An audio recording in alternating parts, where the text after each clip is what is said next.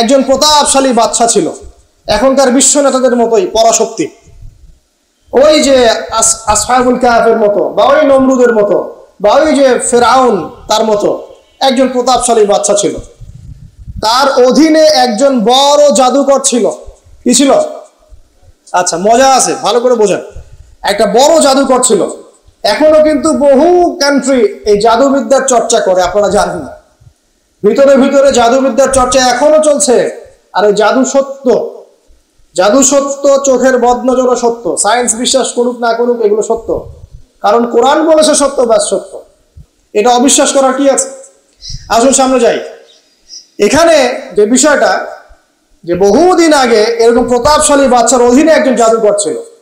এই জাদুকরের যখন বয়সটা বুড়ো হয়ে গেল, তখন সে তার ওই বাচ্চাকে বলছে যে আমার তো বয়স শেষ, আমার এই বিশাল জ্ঞানগুলো কি করব? একজন বালক এনে দিন, যেই বালককে আমি এসব জাদুবিদ্যা শিখিয়ে দিব। যেরকম ছোট বাচ্চাদের মধ্যে একদিন। তো এরকম একটা ফুটফুটে সুন্দর বাচ্চাকে খুঁজে বের করা হলো, যে বাচ্চাটা বিচক্ষণ। একে নিয়ে আসা হলো জাদুকরের কাছে।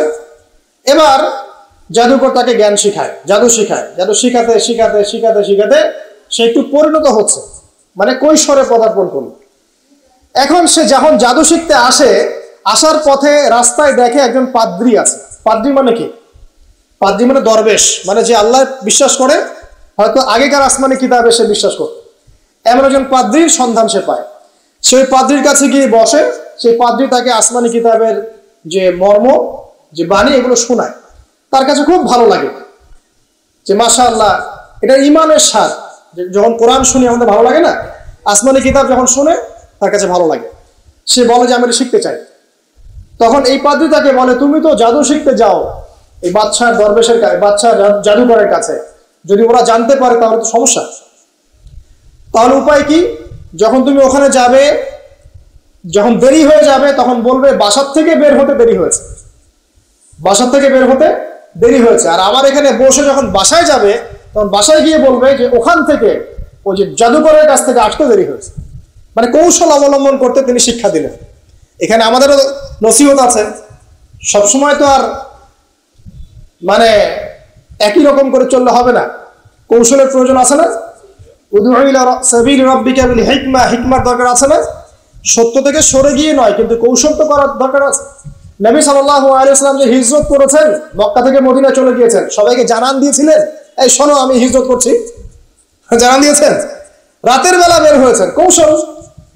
রাতের বেলা বের হন নাই, এবং তাকে মারার জন্য চারপাশ থেকে লোক ঘিরে রেখেছিল। এর মধ্য দিয়ে আল্লাহ রাব্বুল আলামিন তাকে বের করে নিয়ে গেছে। তিনি কি সবার সামনে ফেসবুকে জানান দিয়েছেন, এই দেখো আমরা বেরোচ্ছি? তো তোমরা তো কৌশলই বুঝো না দিনের কাজে। যে কাজ হবে 1%, আইওয়াশ হবে 99%। এখনকার এই যুগ, হ্যাঁ, দিনের কাজ হবে 1%, আইওয়াশ শোডাউনই বেশি। এই শোডাউন করতে করতে মানুষের চোখ লাগে, যত চোখ লাগে তত সমস্যা সৃষ্টি হয়। এবং তারপর সামনে যান। এবার এই বাচ্চা খুব সুন্দর করে ব্যালেন্স করলো, একবার এখানে যায়, একবার ওখানে যায়।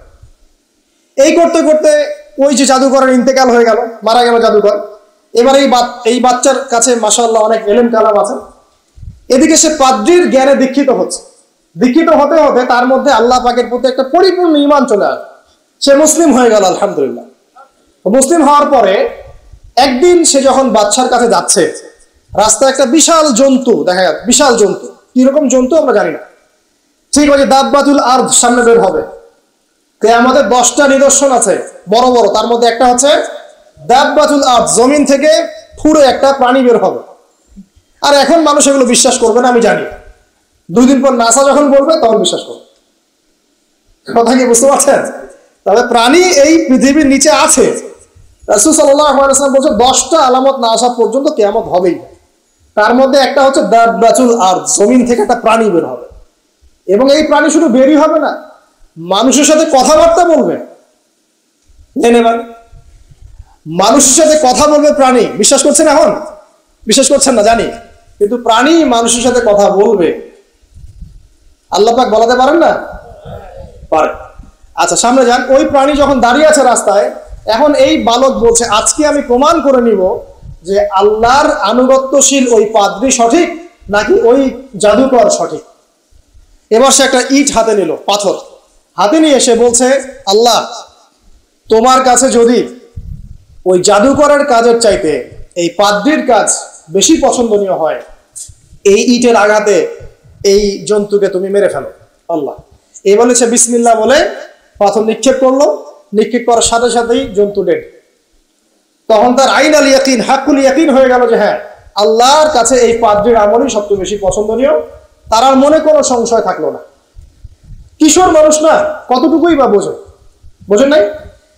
এবার তার মধ্যে একটা ইয়াকিন চলে আসলো এবং সে পরিপূর্ণ মুমিন মুসলিম হয়ে গেল। এবার যখন সে রাজ দরবারে যায়, তার কাছে পেশেন্ট আসে, মানে একজন মানুষ এসেছে, সে বলছে যে আমার চোখের সমস্যা।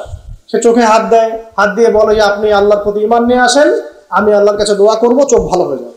এভাবে পেশেন্ট আসে, সে বলে আল্লাহর প্রতি ঈমান নিয়ে আসেন, আমি দোয়া করব, ভালো হয়ে যাবে। এভাবে আস্তে আস্তে তার নাম এবং খ্যাতি ছড়িয়ে পড়তে লাগলো।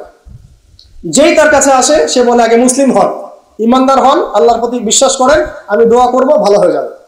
চোখ অন্ধ ভালো হয়ে যাচ্ছে, কুষ্ঠ রোগী ভালো হয়ে যাচ্ছে, হ্যাঁ, প্যারালাইজড রোগী ভালো হয়ে যাচ্ছে, আলহামদুলিল্লাহ। নবী ঈসা আলাইহিস সালাম এমনটা করেছিলেন না? আল্লাহ পাক চাইলে করতে পারে।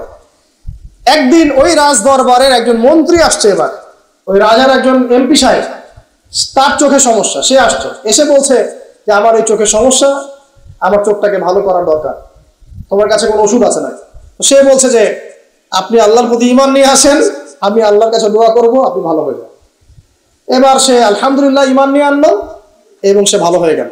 এই ভালো হয়ে যাওয়ার পরের দিন যখন সে আবার ওই পার্লামেন্টে গিয়েছে আর কি, ওদের তৎকালীন রাজদরবারে, এবার রাজা ওকে দেখে বলছে যে তোমার তো চোখ অন্ধ ছিল, কিভাবে সেবা লাভ করলো?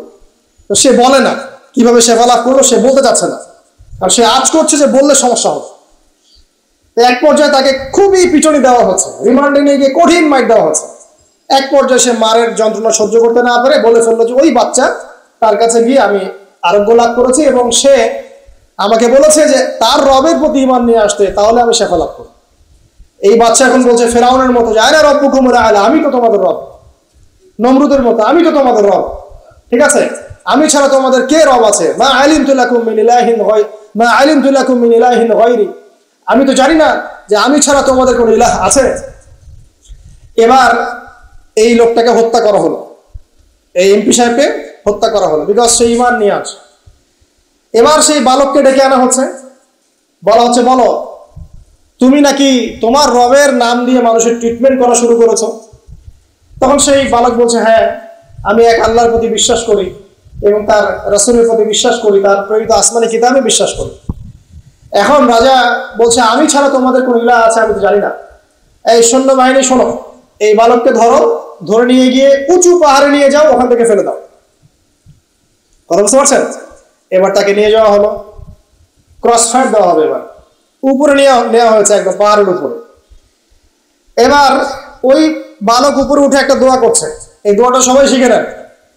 ওই বালক উপরে উঠে দোয়া করছে, আল্লাহুম্মা কফিনিহিম বিমা শি'তা, আল্লাহুম্মা কফিনিহিম বিমা শি'তা, আল্লাহুম্মা কফিনিহিম বিমা শি'তা। পাহাড় থরথর করে কাঁপা শুরু করলো এবং ওই সৈন্যবাহিনী পাহাড় থেকে পড়ে গেল, বালকের কিচ্ছু হলো না। আমি কিন্তু বানোয়াট কোনো গল্প বলছি না, এটা কোরআন থেকে বলছি এবং এটা তাফসীর, আপনি যে কোনো তাফসীর পড়েন, মারিফুল কোরআন, তাফসীর ইবনে কাসির, জালালাইন পড়ে দেখেন, জাস্ট পড়ে দেখেন আমার সাথে ডিবেট করার আগে। এবার সে বালক হেঁটে হেঁটে চলে আসলো রাজদরবারে। আবার কি ব্যাপার, তুমি মরো নাই?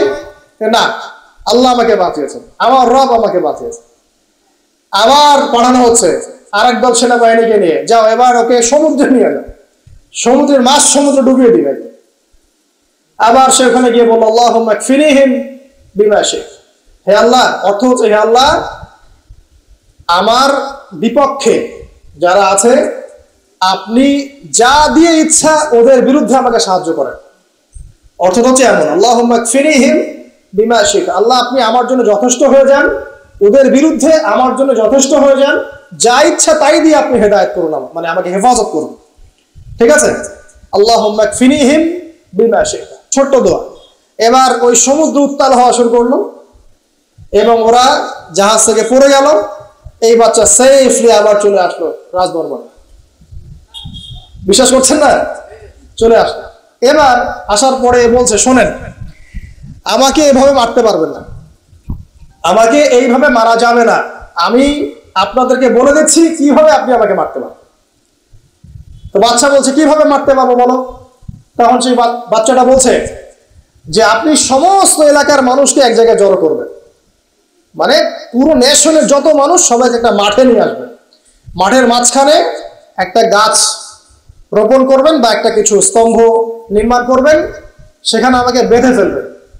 বেঁধে ফেলার পরে আমার এই ধনুক থেকে একটা তীর বের করবেন, তীর বের করে আপনি নিজ হাতে এই তীরটাকে নিশানা দিবেন, দিয়ে বলবেন বিসমিল্লাহ আল্লাহর নামে, বিসমিল্লাহ আল্লাহর নামে, বিসমিল্লাহি রাব্বি হাযাল গোলাম বলে ছুড়বেন। অর্থ হচ্ছে আমি এই রবের, আমি এই বাচ্চার রব, আমি এই বাচ্চার রব আল্লাহর নামে তীর ছুড়লাম, এটা বলে তীরটা নিক্ষেপ করবেন, তাহলে আমি মরবো, তার আগে মরবো। কথা কি বুঝতে পারছি? এবার তাই করা হলো, সমস্ত এলাকার মানুষকে এখানে জড়ো করা হলো। কথাটা ভালো করে বোঝেন, সমস্ত এলাকার মানুষ মানে কি ওই এলাকার সব মানুষ, মানে মুমিন কাফের যে আছে সবগুলাকে একত্রিত করা হলো। করার পরে বাচ্চাটাকে এভাবে একটা জায়গায় বেঁধে দেওয়া হয়েছে খেজুর গাছে, তাফসীরে এসেছে খেজুর গাছে। এবার সে এখান থেকে তীর বের করে বাচ্চা বলছে বিসমিল্লাহি রাব্বি হাযাল গোলাম, নিক্ষেপ করলো। তীরটা ঠিক আল্লাহ পাকের দৃষ্টি দেখেন এত সূক্ষ্ম, ওইটাই বর্ণনা করেছেন। তীরটা ঠিক বাচ্চার এই জায়গায় লেগেছে, এই যে মাথার এখান থেকে লেগে এদিকে বের হয়ে গেছে। হ্যাঁ কে বুঝি না? ছেলেটা, বাচ্চা, বাচ্চা, ওই বাচ্চা ছেলেটার এই যে কপালের এই পার থেকে এই পার পর্যন্ত তীর চলে গেল এবং বাচ্চাটা শহীদ হয়ে গেল আলহামদুলিল্লাহ। এবং এই বাচ্চাটা যখন মারা গেল বা শহীদ হয়ে গেল, আর সারা এলাকার মানুষ কি দেখলো? দেখলো যে বাচ্চা তাকে দুইবার চেষ্টা করে মারতে পারে নাই, কিন্তু তার রবের নাম যখন নেওয়া হয়েছে, আল্লাহর নাম নেওয়া হয়েছে, মারতে পেরেছে। দেন অ্যান্ড দেন পুরো এলাকার সমস্ত মানুষ মুসলিম হয়ে গেল আলহামদুলিল্লাহ। একজন বাচ্চার জীবনের বিনিময়ে সমস্ত এলাকার মানুষ ইসলামের হেদায়েত পেয়ে গেল আলহামদুলিল্লাহ। এবার বাচ্চার মাথা তো আরো খারাপ, একটাকেই সামলাতে পারছিলাম না, এবার তো সমস্ত এলাকার মানুষ মুসলিম হয়ে গেছে। এখন কি করবেন? এখন সেনাবাহিনীকে আদেশ করা হয়েছে সমস্ত মানুষগুলোকে জড়ো করো, জড়ো করে একটা গর্ত খোঁড়ো, একটা গর্ত খুঁড়ে সেখানে আগুন জ্বালাও, আগুন জ্বালিয়ে সমস্ত মানুষকে ফেলে দাও। দৃশ্যটাকে কল্পনা করতে পারছেন? একটা পুরো এলাকার মানুষকে একটা মাঠের মধ্যে একত্রিত করে সেখানে আগুন জ্বালিয়ে সবাইকে সেখানে ফেলে দেওয়া হলো এবং তারা চতুর্দিক থেকে এটাকে অবলোকন করতে লাগলো, মজা উপভোগ করতে লাগলো। এটাই আল্লাহ পাক বলছেন কুতিলা আসহাবুল উখদুদ ইয হুম আলাইহা কুউদ ওয়া হুম আলা মা ইয়াফআলুনা বিল মুমিনিনা শুহুদ। শেষ পর্যায়ে তাফসীরে এসেছে, শেষ পর্যায়ে একজন মায়ের কোলে একটা ছোট্ট বাচ্চা ছিল, তো সেই মা নিজে লাফ দিবে এটাতে তার কোনো সমস্যা নেই, কিন্তু বাচ্চাটাকে নিয়ে লাফ দেওয়ার জন্য সে ইতস্তত বোধ করছে। তখন আল্লাহ রাব্বুল আলামিন সেই ছোট্ট বাচ্চাটার কোলে, সেই ছোট্ট বাচ্চাটার জবানের মধ্যে আল্লাহর কুদরত নিদর্শন নাজিল করলেন। ওই বাচ্চাটা কথা বলা শুরু করলো। সেই বাচ্চাটা বলল লা তাখাফি ইয়া উম্মা, এটা শব্দটা এমন এসেছে ইয়া উম্মা, হে আমার মা, লা তাখাফি, তুমি ভয় করো না, ফা ইন্নাকি আলাল হক, কারণ আপনি সত্যের উপর আছেন, লাভ দিন। যারাই সে অগ্নিকুণ্ডে সেদিন লাভ দিয়েছে তারাই জান্নাতের স্বাদ পেয়েছে আলহামদুলিল্লাহ। এই হলো আসহাবুল উখদুদের ঘটনা, যেটা আল্লাহ রাব্বুল আলামিন সূরা বুরুজের মধ্যে বলেছেন।